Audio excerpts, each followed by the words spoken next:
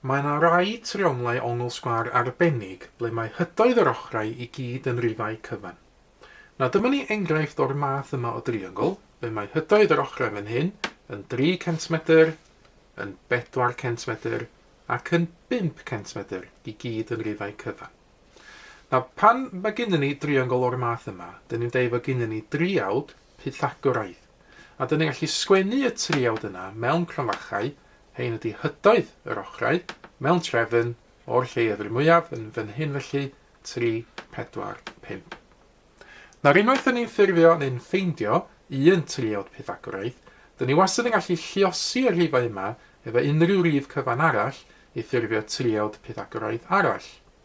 Enghraifft, os dwi'n dyblu y rhifau yma I gyd, dwi'n ffurfio triawd Pythagoraidd 6, 8 a 10, neu sydd yn gallu lluosi y rhifau yma I gyd efo 5 ydyn ni I gael triawd Pythagoraidd 15, 20 a 25. Ond nid yw pob triawd Pythagoraidd yn dod drwy liosi yr un yma efo rhyw rif, mae yna rei eraill yn bodoli. Enghraifft, mae'r triongl yma yn rhaid triawd Pythagoraidd gwahanol.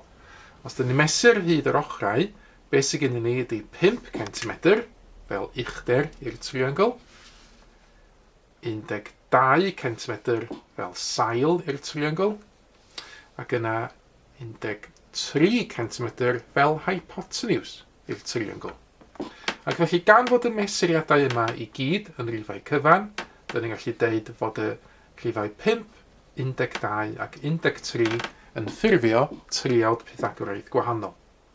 Ac unwaith eto, sydd ni'n gallu lluosi y rhifau yma efo ryw rif cyfan arall, enghraifft 3, mwyn ffurfio triawd Pythagoraidd gwahanol, so treblu hein, treblu 5, treblu 12 a treblu 13, byddai 15, 36, 39 yn driawd Pythagoraidd arall.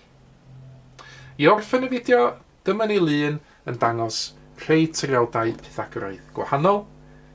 Mi os ydych chi yn gallu estyn mesur allan a llunio triongl ongl sgwâr hefo unrhyw un o'r triawdau yma fel mesuriadau yr ochrau. Mae mwy o fideos adolygu ar gael ar ein sianel YouTube Adolygu Mathemateg. Am y newyddion diweddaraf neu holi cwestiwn, dilynwch ein cyfrif trydar @mathemateg. Neu ewch i'n gwefan www.mathemateg.com am fwy o adnoddau adolygu.